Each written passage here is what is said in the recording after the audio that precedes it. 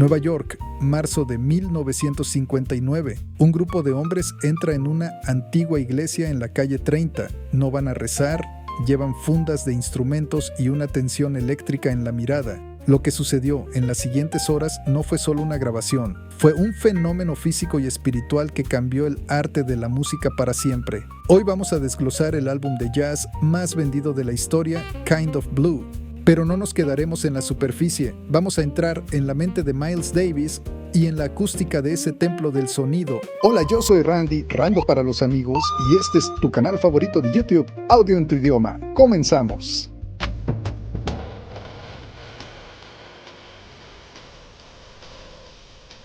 Este álbum es una radical simplicidad.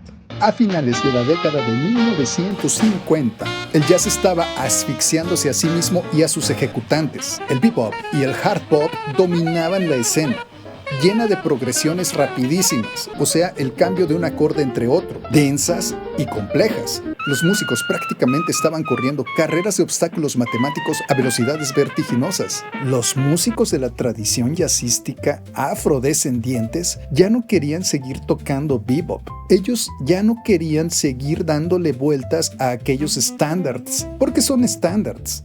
Digamos, si no estás en el contexto del jazz, es como tocar covers y covers y covers. Discúlpenme.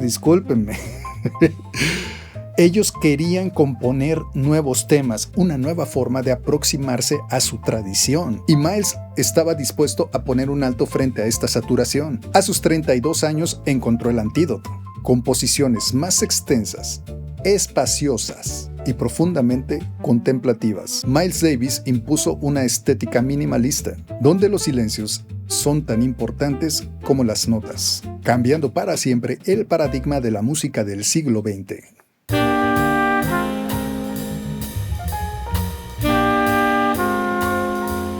A finales de la década de los 50, Miles Davis había logrado superar una perra adicción a la heroína. Se fue a encerrar a una granja. A su regreso, ya claro de pensamiento, se dedicó a reclutar el talento que necesitaba para este álbum. Sumaría al prodigio del contrabajo Paul Chambers, al joven baterista estrella Jimmy Cobb.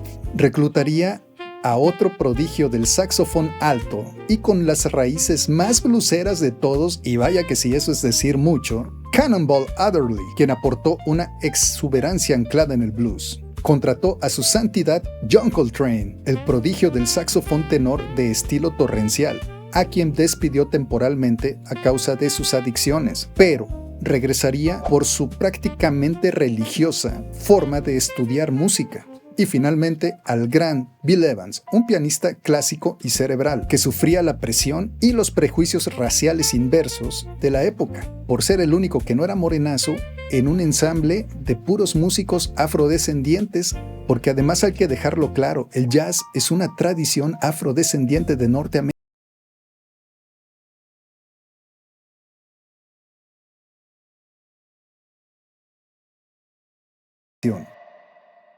Se dice que este álbum es un sexteto, pero en realidad es un septeto. El estudio de la calle Columbia número 30 en Nueva York. Quizá el mejor estudio de grabación de la historia. Una imponente iglesia presbiteriana, un colosal escenario, adaptada a un estudio de grabación. Techos de madera de 100 pies o 30 metros de altura y una pequeña cámara de eco de concreto en el sótano proporcionarían una reverberación natural prodigiosa. Tenemos que hablar un poquito de la reverberación. La reverberación es la ilusión de espacio, es el eco invisible que envuelve a los instrumentos para que la música no suene seca o plana, dándole vida y profundidad.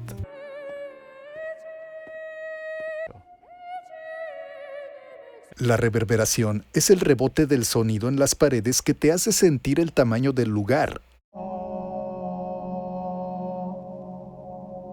Es la diferencia exacta entre cantar encerrado en un closet y hacerlo en el centro de una iglesia vacía. La reverberación en Kind of Blue es la emoción misma del disco. Hay una regla no escrita en la producción. La acústica de los grandes espacios, como las antiguas iglesias o catedrales, tiene un carácter casi espiritual. Y eso es exactamente lo que el estudio de Columbia le dio a estas sesiones. Al grabar dentro de esta iglesia abandonada con techos altísimos de madera, esa inmensa reverberación natural le aportó una especie de épica soledad a la trompeta de Miles. Pero lo más fascinante es que los músicos no solo estaban tocando en un cuarto grande, estaban reaccionando al espacio. El tiempo de decaimiento, la forma en que el sonido flotaba y regresaba a ellos, dictó la sutileza con la que tocaron. El estudio no fue solo el lugar de grabación, fue el séptimo integrante del sexteto, dándole a Kind of Blue ese sonido de ensueño al que nos transporta hasta el día de hoy.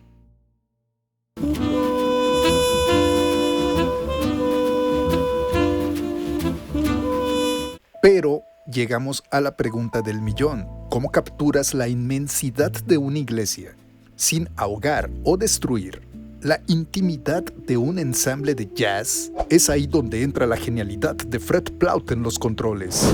La monumental ingeniería de sonido, responsable de inmortalizar la actuación, estuvo bajo la astuta supervisión técnica de figuras legendarias del sonido como Fred Plaut, en el cual por agenda de la propia CBS recaería la captura de Kind of Blue. Antes de esta generación de grabaciones, pues los músicos compartían un micrófono y soleaban y se acercaban, y casi así, ¿no?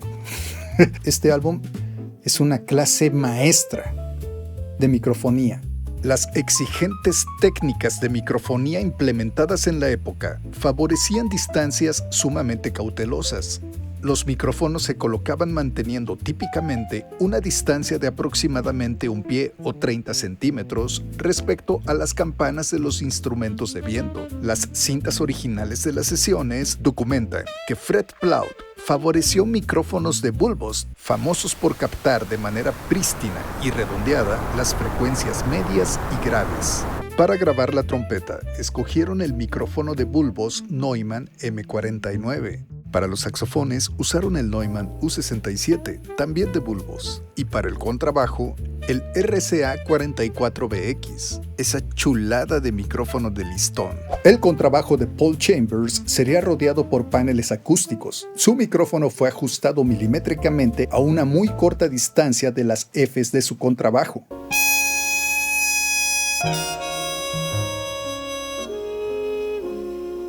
De la misma forma, la batería de Cobb estaba parcialmente rodeada por paneles acústicos móviles, a diferencia de la trompeta y los saxofones que estaban prácticamente libres en el espacio. Fred Plaut hizo esto por supervivencia técnica. La batería es por naturaleza el instrumento con más volumen y frecuencias altas. Si no la acorralaba un poco acústicamente hablando, el sonido metálico de los platillos iba a sangrar o filtrarse incontrolablemente en los delicadamente perceptivos micrófonos de Miles Davis y compañía. Hoy en día, un ingeniero pone un micrófono en cada tambor y platillo, 10-12 micrófonos en adelante. Sin embargo, Fred Plaut usó una técnica extremadamente minimalista, un par de micrófonos estratégicos, generalmente un overhead colgando sobre el kit de batería para captar el aire y los platillos, y quizá uno de apoyo cerca del bombo. Esto significaba que Jimmy Cobb tenía que mezclarse a sí mismo. Si le pegaba muy fuerte a la tarola, arruinaba la toma. Su control maestro de la dinámica, como su gran toque sutil en el platillo Wright, fueron los que permitieron que esa técnica de pocos micrófonos sonara tan perfecta.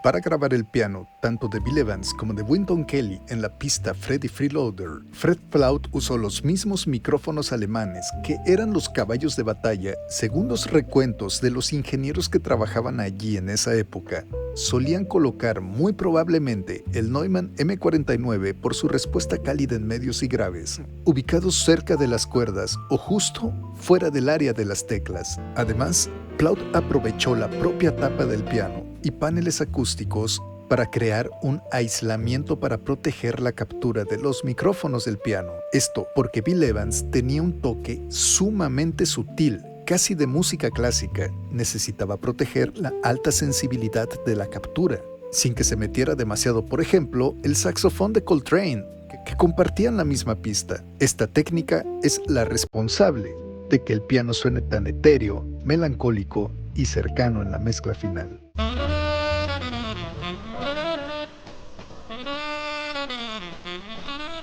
Las históricas sesiones de grabación tuvieron lugar en dos fechas espaciadas por 6 semanas, el 2 de marzo y el 22 de abril del año 1959. Durante las sesiones de Kind of Blue se usaron únicamente 7 micrófonos, esto debido a las, entre comillas, limitaciones técnicas para grabación de la época.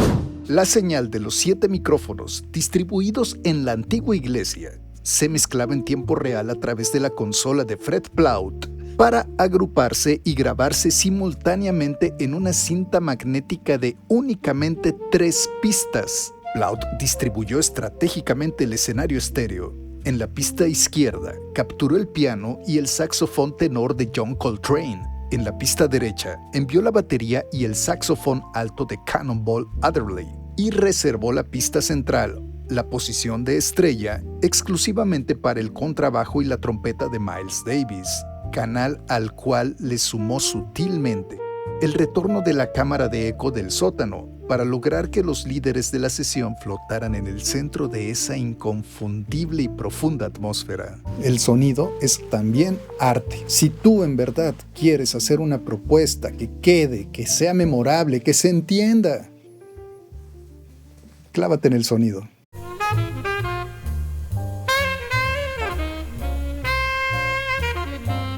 Te voy a pedir un favor muy especial, y es que le des like a este video, dejes un comentario aquí abajo y te suscribas a mi canal. Es gratis y me ayudas muchísimo a mejorar semana a semana. Gracias. Durante décadas la industria y los mitos urbanos han vendido un inquebrantable mito. El mito de que Kind of Blue fue producto de una intervención casi divina. Músicos geniales que entraron al estudio, leyeron partituras improvisadas por primera vez y grabaron todo en primeras y perfectas e inmaculadas tomas. Y pues bien, eso es falso. Te recomiendo mucho que leas este libro. Las cintas maestras originales o los masters destrozan este mito al evidenciar múltiples comienzos en falso, ensayos crudos, errores de ejecución, pues también eran humanos, hasta Coltrane, y la estricta dirección verbal de Miles Davis. Por ejemplo, Freddie Freeloader tuvo que detenerse abruptamente porque Miles juzgó que el tempo era demasiado rápido.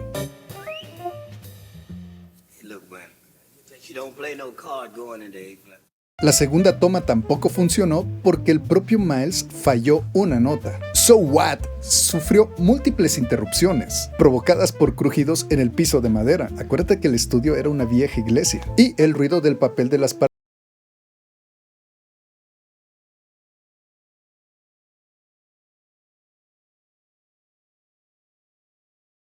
Hablando de que en esta década, la década de los años 60 y principios de la década de los 70 del pasado siglo XX fue quizá la más compleja en estabilidad social y política de Estados Unidos de Norteamérica. Había segmentación racial, guerra, asesinato de Kennedy, contracultura, fue muy intenso. Miles siempre se vio como un artista, alguien que quería trascender como los grandes maestros de la pintura. Por eso él estudió música, porque además en su generación los músicos afrodescendientes veían mal meterse a escuelas de música, pero Miles rompió el molde varias veces durante toda su vida. ¿Y cómo rompió el molde? Porque él quería aprender más música. En las noches, cuando se escapaba de esta escuela, que no me acuerdo su nombre, él se escapaba de Juilliard y se iba a tocar a los antros de jazz. Ahí es como conoce a Charlie Parker y empieza a tocar con todo en el bebop. Pero él también quería hacer billete. Y con todas estas circunstancias terribles, raciales, sociales, que estaba viviendo Estados Unidos, el concepto de Miles Davis fue enfocar el Kind of Blue al blues, porque era una manera de estructura musical que los blancos ya conocían.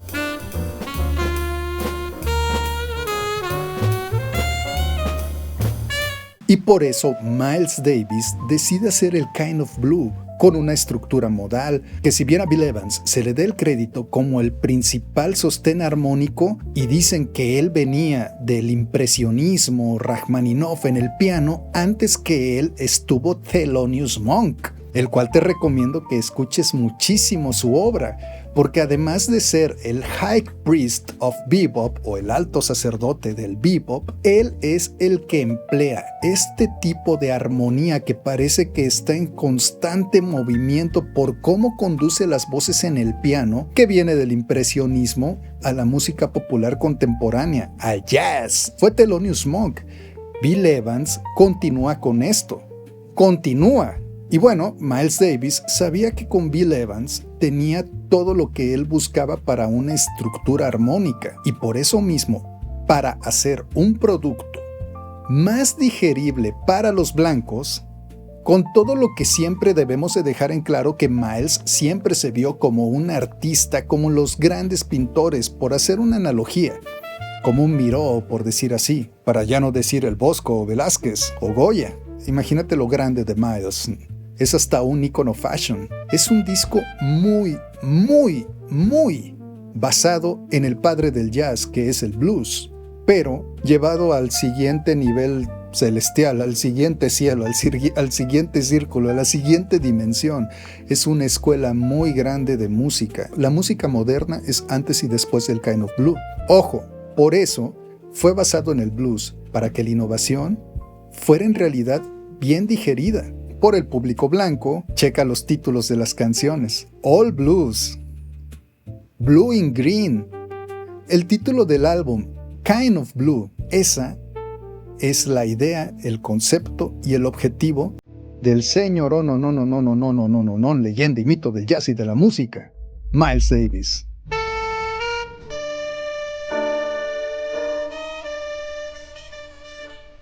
Y si estás interesado en cómo deconstruir las obras maestras de los álbumes de la historia de la música, sígueme, dale like a este video, escribe un comentario aquí abajo y no te pierdas este que te recomiendo a continuación.